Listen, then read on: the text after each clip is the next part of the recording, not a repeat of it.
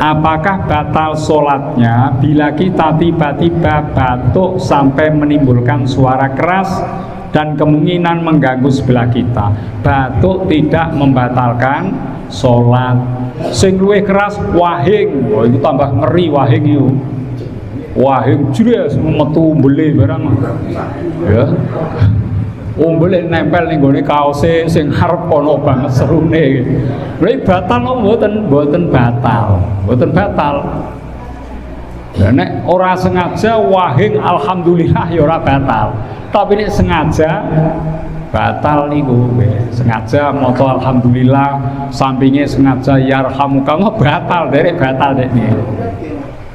Ya. Aniku tapi nek mboten maos niku tapi tidak sengaja batuk wahing menguap angop mboten batalke sholat, mboten batalke